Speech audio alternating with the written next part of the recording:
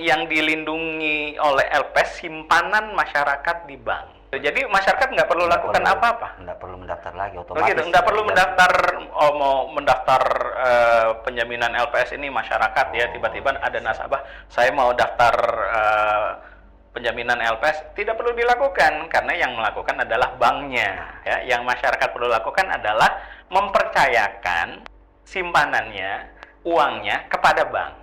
Saat ini sampai dengan bulan April 2026, LPS itu sudah dan sedang melakukan proses likuidasi terhadap 153 bank. Wah, ternyata banyak bank di Indonesia, Pak ya. Tapi terasa nggak?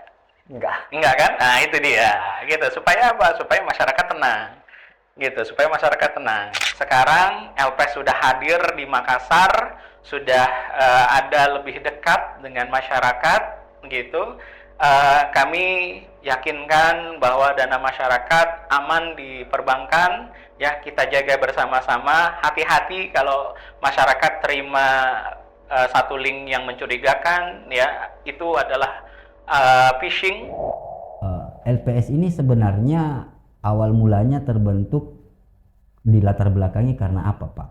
Jadi kemarin itu sempat kita dari hasil penelusuran, hasil baca, LPS ini ada karena persoalan sejak krisis ekonomi 98 kemarin. Iya, betul. Nah, kan tidak serta-merta ada kebijakan dari pemerintah yang mengeluarkan akan menjamin simpanan nasabah di bank. Nah, mungkin saya langsung saja mungkin Pak terkait fungsi dan kehadiran LPS ini di Indonesia. Baik, terima kasih Pak Alif. Selamat pagi penonton, pemirsa dari Harian Rakyat Sulsel. Salam dari kami, Lembaga Penjamin Simpanan, Kantor Perwakilan 3, Sulawesi, Maluku, Papua. Menarik sekali pertanyaannya Pak Arif. Jadi ternyata sudah ditelusuri ya oleh teman-teman di Rakyat Sulsel gitu. Jadi betul. Kehadiran LPS di Indonesia dilatar belakangi oleh satu pengalaman krisis ekonomi yang cukup terasa ya, bahkan sangat terasa oleh rakyat Indonesia di tahun 97-98 adanya krisis ekonomi yang saat itu belum ada LPS di Indonesia. Begitu. Jadi saat itu ditutup 16 bank ya oleh pemerintah sekaligus ya, sehingga menurunkan kepercayaan masyarakat, trust masyarakat terhadap industri perbankan. Nah, belajar dari pengalaman krisis tersebut di tahun 2004, pemerintah bersama DPR melahirkan Undang-Undang Nomor 24 Tahun 2004 tentang Lembaga Penjamin Simpanan yang beroperasi 1 tahun kemudian.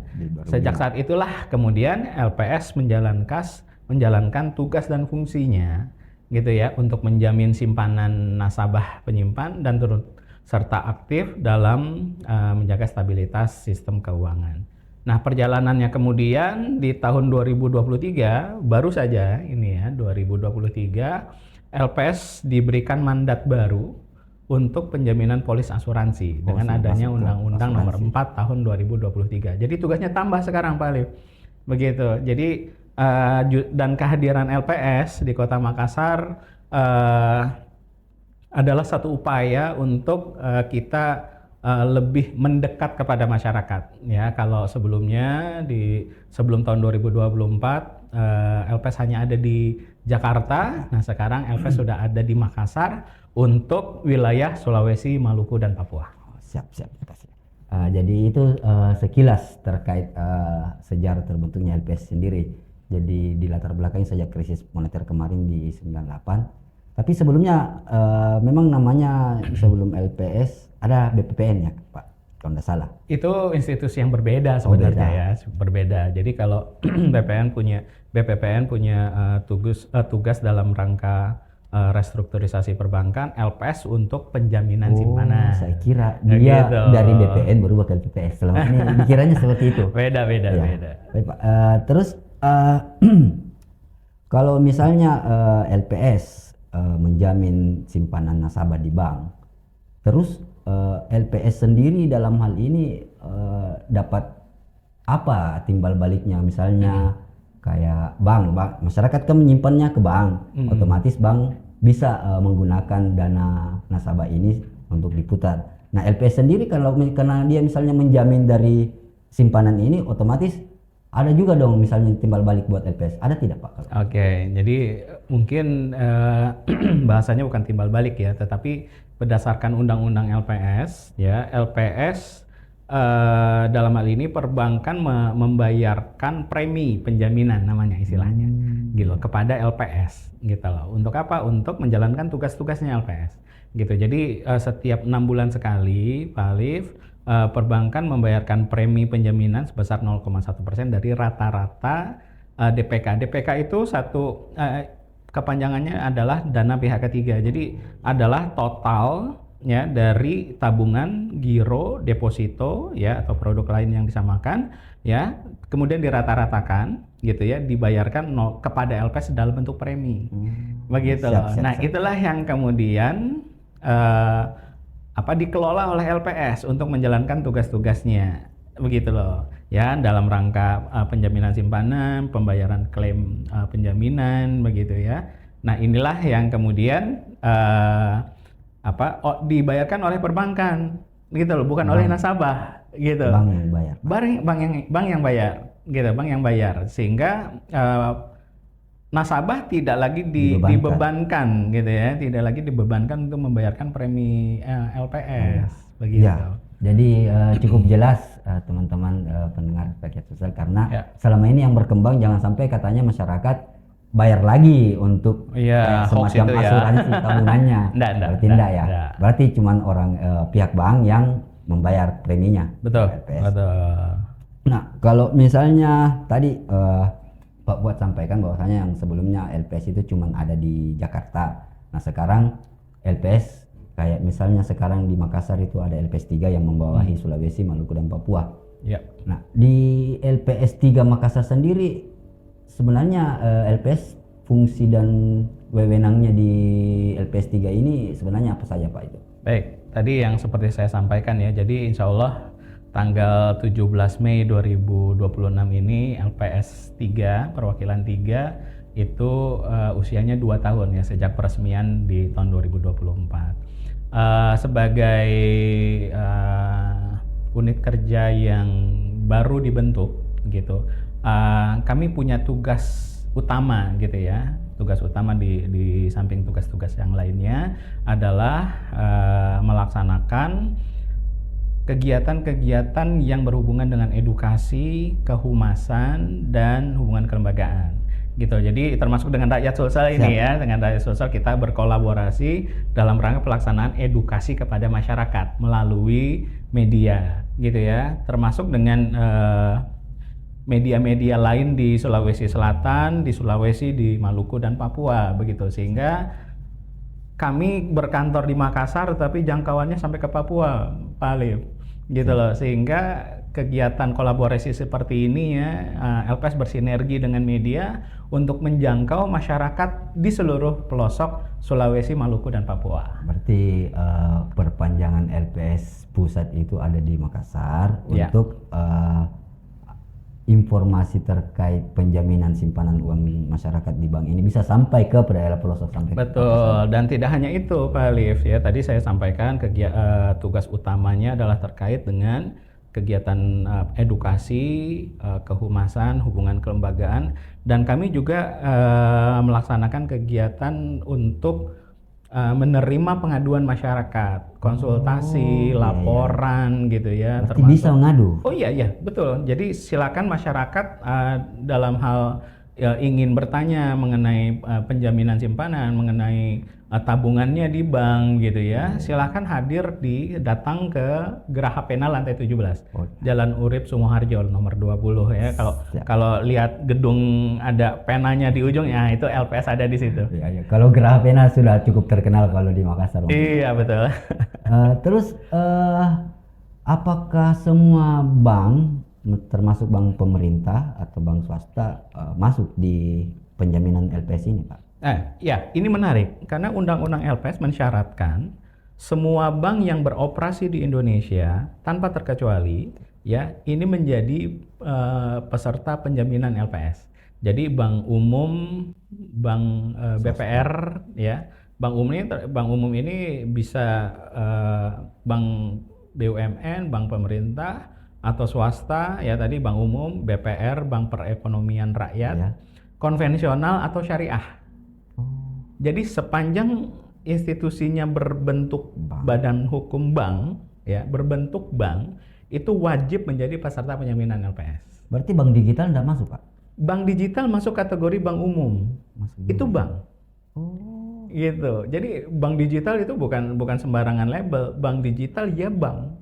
Sehingga mereka wajib mendaftar kepesertaan kepada LPS dan wajib juga membayarkan premi penjaminan kepada LPS. Karena menarik ini, Pak. Karena kan yang di platform-platform e-commerce kayak Tokopedia, Shopee, mereka kerjasama dengan ada salah satu namanya Bank si Helbert ya kalau nggak salah, si Bank. Ya, ya. Kalau kita cari kantor fisiknya, nggak bakalan ketemu, Pak. Jadi berarti kita persepsikan ini adalah bank digital. Jadi kayak semacam bank seperti itu, apakah memang masuk juga terdaftar atau kayak misalnya GoPay, Dana? Ini kan bisa masuk kategori bank juga karena masyarakat bisa nyimpang dananya ke sana. Oke, ini makin menarik ini kesini di pertanyaannya nih.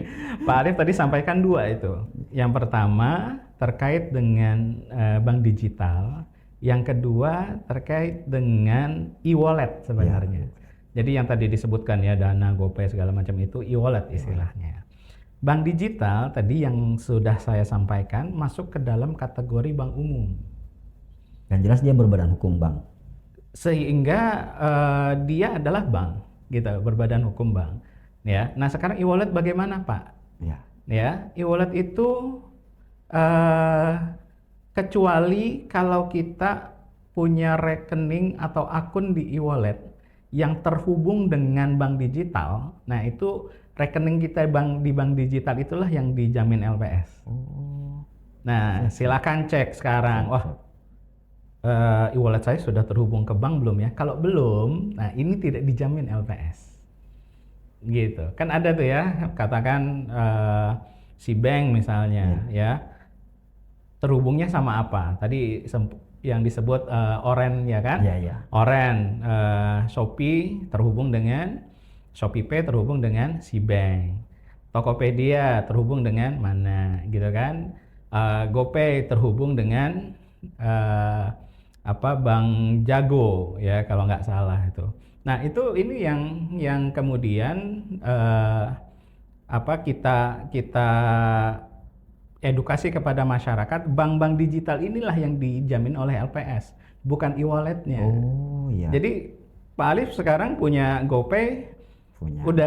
udah terhubung belum? Sudah dalam bentuk rekening bank digital belum? Ya harus di-upgrade itu ternyata harusnya gitu. Karena kan biasanya masyarakat untuk e-wallet dia biasanya ngisi atau top up. Betul. Jadi jarang-jarang bahkan bisa dibilang sangat langka kalau misalnya ada yang langsung terhubung dengan rekening pribadinya. Biasanya mereka sistemnya top up. Betul. Seperti Makanya itu karena sistem sebenarnya top up itu sistemnya Pak Alif. Ya. Kita untuk mengisi rekening bank digital kita bisa melalui transfer dari bank kita yang biasa ya dan melalui m-banking segala macam gitu ya. Bisa tadi top up. Top up katakan ke GoPay misalnya gitu ya, ke GoPay, ke OVO gitu ya. OVO juga terhubung dengan bank digital tuh. Ya, dengan Superbank ya. Nah, itu OVO terhubung dengan bank digital, GoPay, terus apalagi ShopeePay gitu ya. Mereka punya backup bank digital. Nah, kalau masyarakat kemudian hanya punya e-walletnya aja gitu kan, karena biasa buat belanjanya di e-commerce gitu kan, buat belanja di e-commerce ya isinya seperlunya gitu kan, setelah itu habis nggak belanja lagi, pas mau belanja diisi lagi, di top up lagi gitu kan. Itu merupakan pilihan masyarakat sebenarnya gitu. Terus kalau misalnya saya sebagai masyarakat Pak punya tabungan di bank, apakah saya perlu mendaftar untuk dapat jaminan dari LPS ini? Oke. Nah ini makin menarik lagi ini. Ya ini makanya penting sekali ya hari ini kita kolaborasi ya antara LPS dan Rakyat Sulsel supaya memberikan pemahaman kepada masyarakat gitu.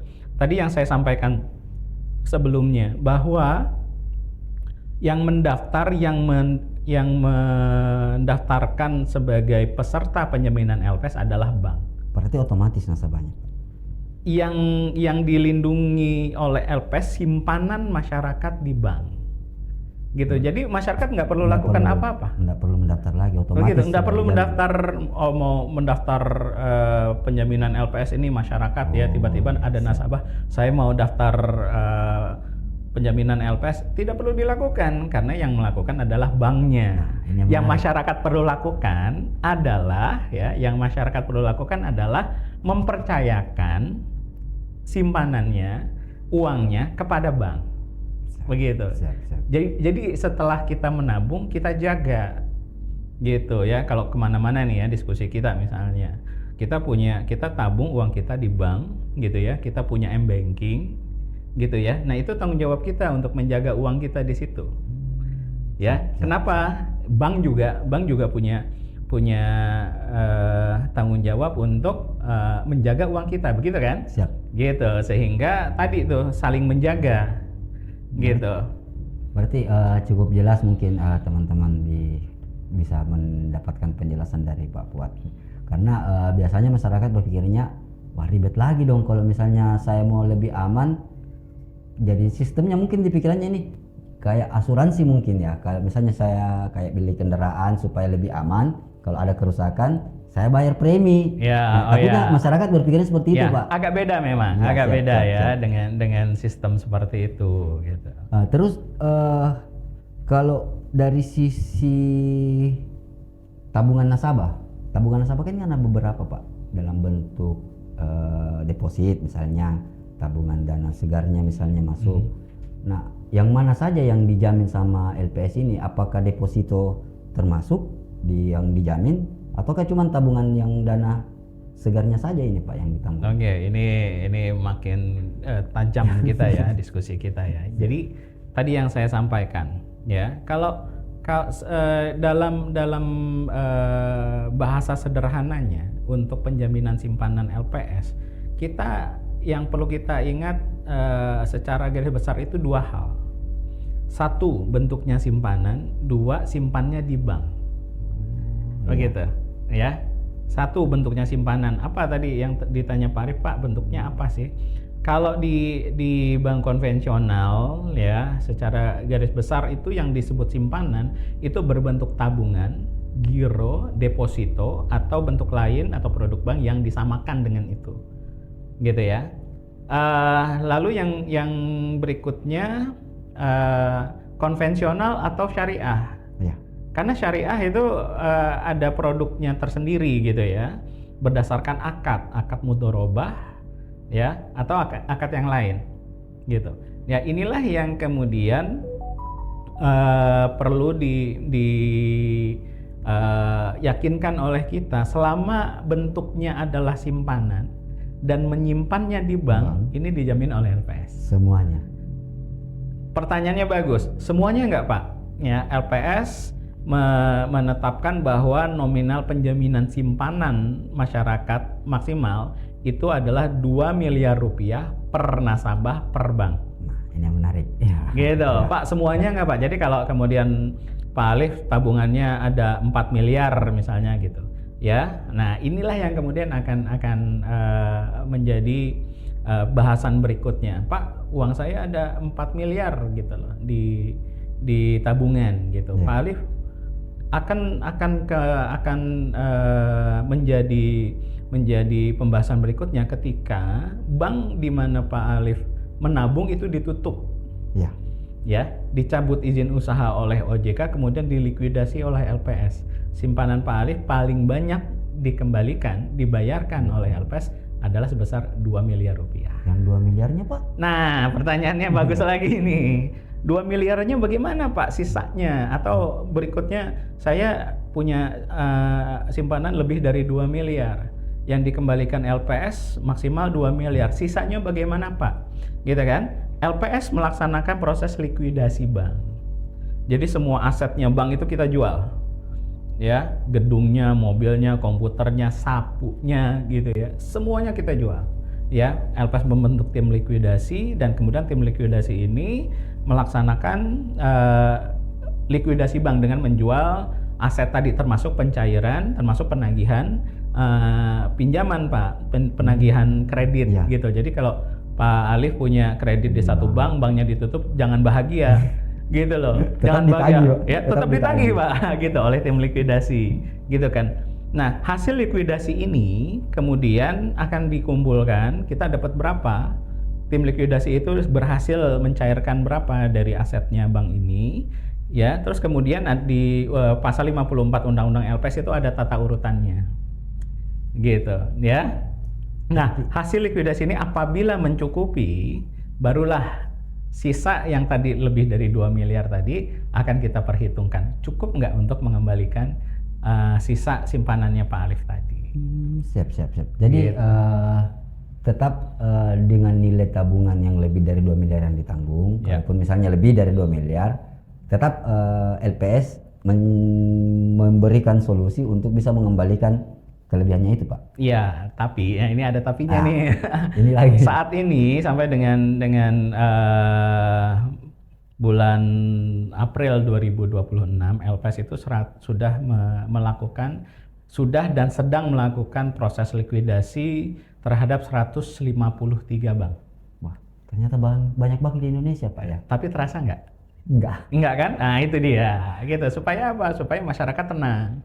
Gitu. Supaya masyarakat tenang. Nah, kalau misalnya kayak gini, Pak. Anggap misalnya masyarakat taunya 2M, cuma 2M ini yang ditanggung sama LPS. Saya mau buka karena saya punya 6 miliar.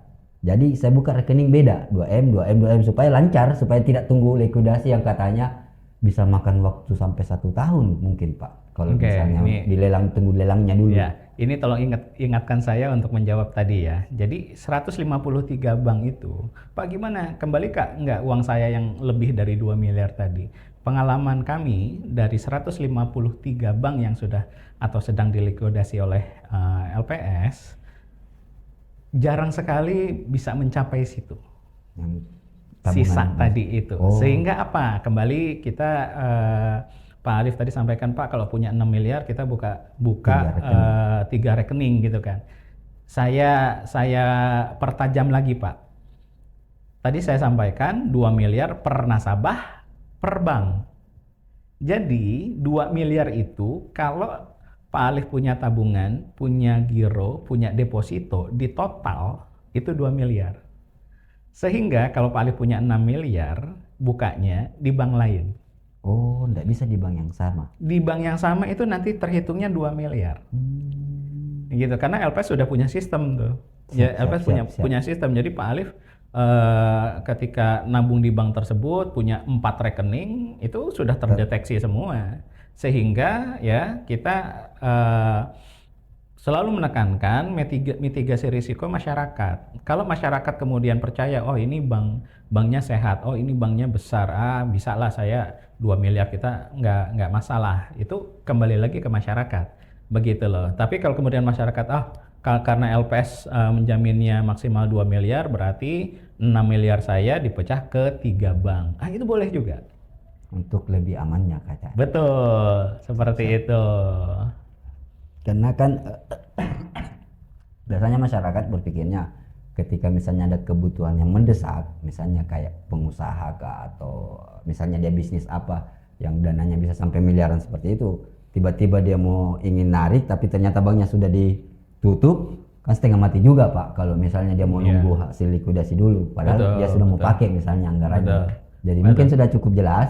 Jadi salah satu bentuk mitigasinya, kalau misalnya khawatir bahwasanya bank ini akan tutup, ya bisa dipakai bank-bank yang lain untuk menyimpan tabungannya kita. Betul, kembali lagi ini adalah pilihan masyarakat ya Siap. Pak. Begitu. Siap. Kalau tadi masyarakat kemudian Pak Alif, saya percaya ini bank besar. Oh saya percaya ini banknya sehat ya, nggak apa-apalah. Insya Allah nggak apa-apa. Kenapa? Karena sekali lagi akan menjadi masalah ketika banknya itu dilikuidasi oleh LPS. Siap. Gitu. Banknya bangkrut, dicabut izin usaha oleh OJK, dilikuidasi oleh LPS. Nah, ini jadi masalah kemudian. Seperti itu. Terus kayak gini Pak, ada juga yang berkembang di masyarakat saat ini, bahkan sampai yang lalu-lalu juga, bahwasanya ngapain nabung di bank? Kalaupun misalnya ada LPS yang menjamin, tetap pasti masyarakat, beberapa ya, bukan semuanya, cuman ada masyarakat juga yang berpikir ngapain nabung di bank? Kalaupun misalnya ada LPS, lah kalau misalnya saya butuh ribet. Nah, manfaatnya masyarakat menabung uangnya ke bank ini sebenarnya dari sisi ekonomi Indonesia sendiri apa sih Pak? Oke, baik. Nah, ini kita bicara satu hal yang Indonesia wide ya. Siap. Indonesia wide atau Sulsel wide lah gitu. Kita punya uang, ini kan uang kita, gitu kan. Kenapa? Uang kita yang ada di bank ya, dengan proses intermediasi perbankan istilahnya. Saya simpan uang di bank, oleh bank ya, kemudian disalurkan kepada masyarakat lain ya sebagai kredit. Begitu. Jadi mutar. Nah, inilah yang kemudian kita sebut dengan pembangunan ekonomi. Gitu. Sementara uang kita hilang nggak dengan adanya penyaluran kredit ini? Tidak. Justru dengan adanya uang kita, gitu ya, masyarakat lain akan terbantu. Ya, ada kredit untuk UMKM, ya, kredit untuk petani, nelayan, segala macam, gitu kan. Nah, itu asalnya dari mana? Dari uang kita yang kita tabung di bank. Seperti itu dari sisi ekonomi secara keseluruhan, Pak Alif. Begitu, ya. Di samping tadi keamanan. Ya, kalau kemudian kita simpannya di lemari, misalnya gitu ya, ada orang lain yang tahu, resiko yang paling memungkinkan apa? Kejadiannya hilang. Kalau kemudian kita simpannya, ini ada kejadian ya yang di provinsi lain begitu, simpannya di celengan. Ternyata ada yang menikmati. Siapa yang menikmati? Rayap. Betul. Begitu kan? Siapa yang menikmati? Rayap gitu loh. Kalau kita kemudian simpannya di bank, kan aman, dijaga oleh bank, gitu kan? Di samping kita juga dapat benefit dari situ, dapat keuntungan. Apa tuh Pak? Bunga. Atau bagi hasil untuk bank syariah. Seperti itu. Nah, terakhir mungkin Pak, sebagai masyarakat yang ingin mengetahui simpanan mereka aman atau tidaknya di bank, dengan kehadiran LPS ini pasti mereka diharapkan lebih yakin lagi bahwasanya dana mereka akan sangat-sangat aman. Kalaupun misalnya terjadi pailit di banknya, tetap dengan kehadiran LPS aman, pasti dibayar kembali dengan sesuai dengan jumlah tabungan yang masuk. Nah, ini saya tambahkan sedikit lagi, saya hampir lupa itu. Ya, penjaminan LPS ya, kita udah sampaikan secara otomatis masyarakat terlindungi dengan penjaminan simpanan. Ya, terus apakah ada syarat-syaratnya Pak supaya simpanan kita aman dijamin LPS? LPS menetapkan persyaratan 3T namanya. 3T itu yang mudah diingat masyarakat gitu kan. T1, tercatat dalam pembukuan bank. Pastikan bahwa uang kita ada dalam pembukuan bank. Gimana caranya Pak? Kalau kita pakai M-Banking, lihat saldonya. Kalau kita punya buku tabungan ya, secara reguler kita datang ke bank minta di print. Ya. Oh, masuk nih. Yang kedua, tingkat bunga simpanan tidak melebihi tingkat bunga penjaminan. Gitu. Nah, bunga yang kita terima tadi gitu ya, dibandingkan dengan bunga LPS. Saat ini LPS menetapkan untuk bank umum 3,5%. Jadi Pak Alif lihat lagi deposito saya kemarin berapa persen ya. Nah, itu dilihat lagi. Gitu loh ya. Untuk bank umum 3,5%, untuk BPR 6%. Artinya gimana Pak? Kalau kita menerima bunga lebih dari itu ya, itu menjadi simpanan tidak layak bayar. LPS tidak menjamin itu. Artinya apa Pak? Kalau begitu artinya kita menikmati keuntungan yang tidak wajar. Berarti kalau misalnya tabungannya 2 miliar, dapat bunga misalnya 8%, yang dibayarkan sampai 6% itu saja. Itu seluruhnya tidak dijamin Pak jadinya. Makanya hati-hati tuh ya masyarakat ketika wah baru panen nih gitu. Ya, baru panen nih masyarakat ya, atau baru dapat tangkapan ikan banyak gitu kan, baru panen. Terus tiba-tiba ada orang bank datang gitu kan, Pak kan baru panen nih, uangnya banyak gitu kan, simpan deh di bank saya kasih bunga 8%. Tadi Pak Alif contohkan gitu kan, saya kasih bunga 8%. Nah itu adalah tawaran yang menggoda kan, gitu kan, tawaran yang menggoda. Wah 8%, padahal kalau di bank sebelah itu cuma 3%. Saya dapatnya maulah, saya bilang gitu kan. Nah Pak Alif kalau seperti itu, Pak Alif harus banyak doa. Ya. Kenapa Pak? Kok saya harus banyak doa gitu kan? Ya, yaitu sebagai umat beragama toh, gitu. Banyak doa Pak Alif. Kenapa? Doakan supaya banknya sehat. Tapi kenapa? Sebentar. Kenapa Pak? Tadi yang saya sampaikan akan menjadi permasalahan ketika banknya dilikuidasi oleh LPS. Uangnya Pak Alif yang tadinya, kan Pak, saya kan uang saya 2 miliar Pak. Iya Pak. Tapi bunga yang Pak Alif terima itu melebihi bunganya LPS. BPR itu maksimal 6% Pak, gitu. Jadi kalau Pak Alif terima aja 8 dan bank itu ditutup, gitu ya, bank itu dilikuidasi oleh LPS, ya, itu tidak akan kembali. Jalur lain kalau misalnya mau ngejar uangnya kita, itu jalur lain, enggak lewat jalur LPS. Jadi LPS ceritanya enggak bakalan nanggung kita, tapi kemungkinan besar si nasabahnya memburunya pakai jalur lain, mungkin lewat gugatan perdataannya ke apa Pak, mungkin seperti itu. Undang-undang LPS mengaturnya demikian Pak, gitu. Kalau Bapak Pak Alif menerima kenikmatan yang tidak wajar, gitu ya, yang tidak wajar tadi, LPS menetapkan 3,5% untuk bank umum, ya 6% untuk BPR begitu, ya. Ketika Pak Alif terbukti, wah ternyata Pak Alif terimanya 8% ini, gitu kan? Oh ini tidak wajar. Kenapa? Perbandingannya adalah bunganya LPS, begitu. Itu banyak kejadian seperti itu Pak. Berarti nggak bisa lagi didapatkan ya Pak, kalau misalnya sudah melebihi dari bunga LPS itu sendiri? Dalam banyak kasus rasanya tidak kembali Pak. Walaupun misalnya lewat jalur lain. Ya, jalur lain ya itu kemudian yang ditempuh oleh masyarakat ya, gitu loh. Tetapi di dalam ini kan konteks kita edukasi ini kan kita melakukan preventive action ya Pak ya. Melakukan tindakan edukasi, kita edukasi masyarakat nih, gitu. Masyarakat kalau kemudian percaya ya atau yakin banknya itu sehat, banknya itu bisa membayarkan bunga 8% tadi dan sehat-sehat aja, itu tidak akan jadi masalah. Begitu. Yang akan kembali lagi Pak, akan menjadi masalah ketika bank tersebut ya pailit ya atau bangkrut tadi gitu ya, bahasa Pak Alif tadi pailit tuh.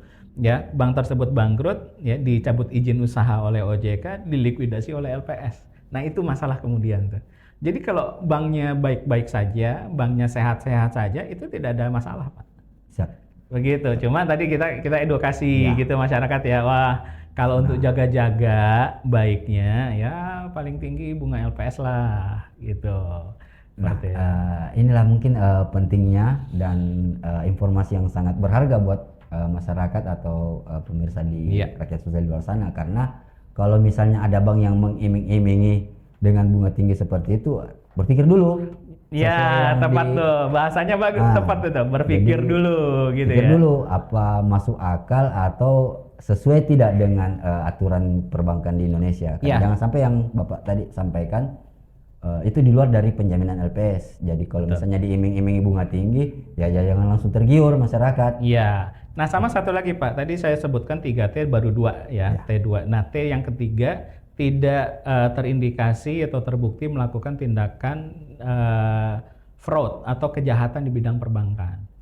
Nah ini juga nih penting nih. Jadi masyarakat kalau kemudian ada yang pengen pinjam KTP-nya, gitu kan, saya buka ini kredit di bank misalnya gitu. Oh gampang kah misalnya gitu. Oh mudah, gampang aja. Gitu kan, butuh berapa? Saya cuma butuh 5 juta kok gitu. Oke, dibawa gitu ya. Terus kemudian digunakan oleh oknum gitu ya, tariknya 50 juta. Pak Alif dikasihnya 5 juta. Nah itu hati-hati seperti itu. Oh jadi ceritanya orang yang pinjam data saya untuk buka rekening, terus dia pakai narik uang dananya. Nah ini dana yang dia tarik ini dana hasil dari mana Pak? Misalnya enggak ketika misalnya dia buka rekeningnya di bank tiba-tiba dia mau menarik, berarti ada unsur scam ya? Ya, ada unsur kejahatan di situ Pak.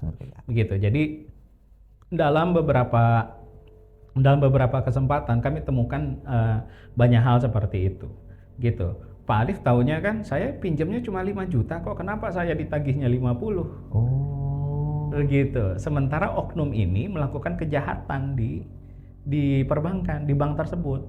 Ketika banknya dilikuidasi oleh LPS akan menagih Pak Alif itu 50 juta. Jadi dia pakai tim untuk likuidasinya. ngambil kredit kayak gitu. Iya, ya mengambil kredit dengan, nah ini dia nih, scamming atau fraud di bidang perbankan itu ada istilahnya kredit fiktif, ada istilahnya kredit topengan, begitu. Ketika kemudian yang ditemukan adalah KTP kita, gitu ya, kita akan lihat apakah Pak Alif terlibat di dalam kejahatan ini. Kalau kemudian dianggap terlibat, begitu ya, Pak Alif yang tadinya simpanannya 100 juta, tar dulu nih, kita cek dulu dia terlibat nggak di dalam kejahatan ini. Gitu. Kalau yang lain udah cair, 100 jutanya Pak Alif ini biasanya di hold dulu Pak. Begitu. Karena untuk memenuhi unsur T3 tadi. Itu tadi. Begitu. Siap.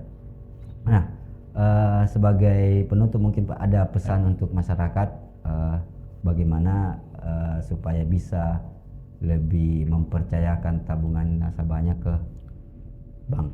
Baik. Terima kasih Pak Alif dan tentunya teman-teman dari Harian Rakyat Sulsel ya, dengan kolaborasi kita pada pagi hari ini ya melalui channelnya Rakyat Sulsel.